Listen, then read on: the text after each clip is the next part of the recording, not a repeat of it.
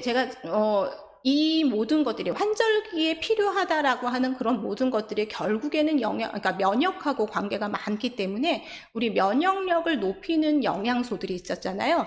면역력을 높이는 영양소들을 다시 한번 조금 짚어보고, 또는 이제 지금 처음 보시는 분들은 한번 보시고 가시면 좋을 것 같은데요.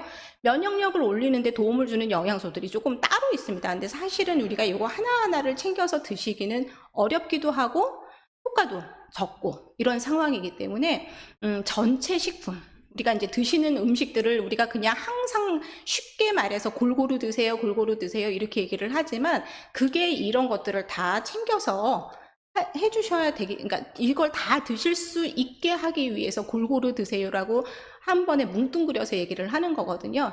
근데 여러분이 골고루 드시라는 말들을 조금 신경을 쓰셔야 되는 게, 골고루 드시는 것들이 반찬이 이것저것 놓여 있는 걸 다 골고루 하나씩 먹는다?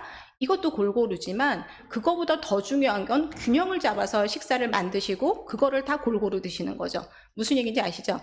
예를 들어서 시금치, 고사리, 콩나물, 제가 항상 드는 예지만 시금치, 콩나물, 고사리, 뭐 김치, 또 뭐 있을까요? 요즘 봄나물, 뭐 냉이 이런 것들을 다 드셨어요. 다 만드셨어요. 그래서 식탁에다 놓으시고 그거를 다 조금씩 이렇게 다 드셨단 말이에요.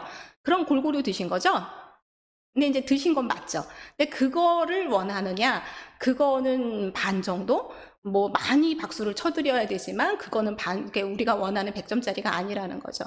그래서 만드시는 것 자체도 우리가 밥도 있어야 되고, 우리 어육류라고 하는 고기나 생선, 달걀, 두부가 있어야 되고, 그 다음에 채소, 색깔 알록달록한 채소들이 있어야 되고, 이건 한 두세 가지 있으면 제일 좋겠지만 만약에 없더라도 한 가지를 만드셔서 좀 양을 많이 드시면 돼요.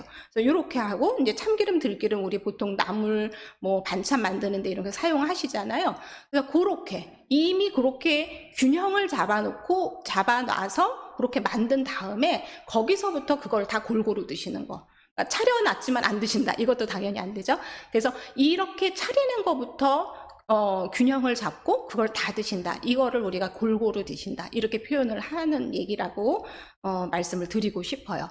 그래서 여기에서 이제 우리 다시 원래 우리 그 내용으로 가서 면역을 올리는 영양소들이 있는데, 이게 이제 첫 번째가 단백질이에요. 그 다음에 에너지예요. 그래서 단백질, 에너지, 우리가 영양 불량이 됐을 경우에 그 면역이 훨씬 떨어지죠.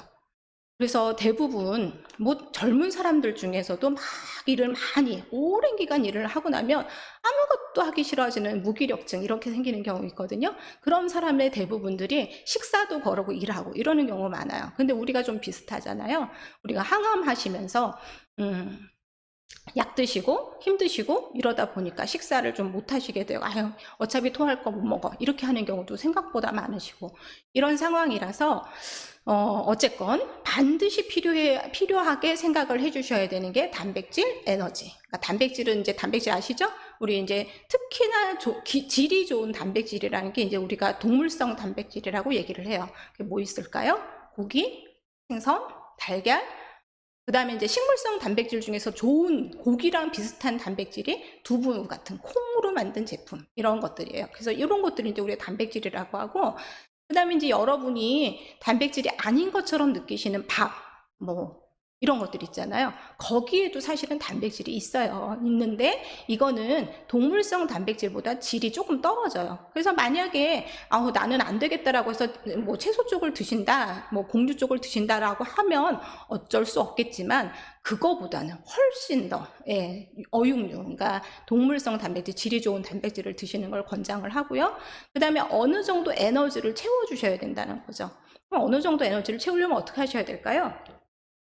양이 한 번에 드신 양이 없잖아요. 모자라잖아요. 그러니까 자주 드셔야 된다. 이렇게 이제 얘기들을 하게 되는 거죠. 자, 그 다음에 이제 비타민 A, 아연, 셀레늄 이런 것들은 어디 대부분 들어있나요?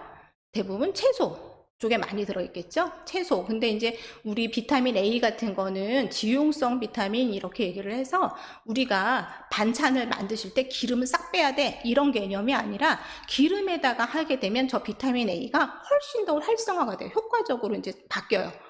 흡수도 더 잘 돼요. 그렇기 때문에 기름 사용을 좀 잘 해주셔서 비타민, 아연, 셀레늄 이런 것들은 그다음에 저 밑에 있는 뭐 비타민 B6, 그다음 비타민 C 이런 것들은 채소 쪽, 그다음 과일 쪽에 많이 들어 있으니까 그쪽을 좀 더 챙겨 주시면 될 것 같고요. 그다음에 이제 우리 잘 많이 아시는 다불포화 지방산, 말이 어렵지만 쉽게 말하면 식물성 기름이에요. 그죠?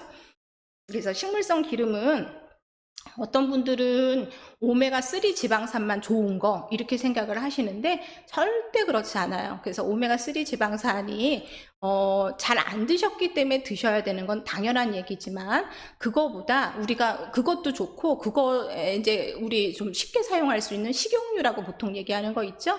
뭐 콩기름도 있을 수 있고 올리브유도 있을 수 있고 이런 것들, 그런 것들이 이제 다불포화 지방산이에요. 그래서 일반적인 이제 볶음 요리라든지 뭐 이렇게 기름을 사용하는 것들 있잖아요. 그런 것들은 식용유 쓰시는 게 더 좋아요. 그 다음에 무침 있죠? 무침에는 여러분 좋아하시는 들기름 사용하시는 게 좋아요.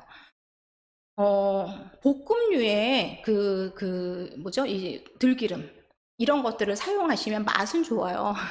맛은 좋은데 문제는 얘네들이 그 다불포화 지방산이다라고 하는 건 이 발연점, 끓는 점이 좀 그러니까 낮기 때문에 좀 산패가 더 쉽게 될 수 있어요. 그래서 여러분들은 이왕이면 들기름 드시는 거 좋잖아요. 그러니까 그런 것들은 이제 대부분 무침으로 사용을 하시고, 나머지 기름도 우리 식용유라고 하는 것들을 가열해서 쓰는 거 그렇게 이용을 해주시면 되겠어요.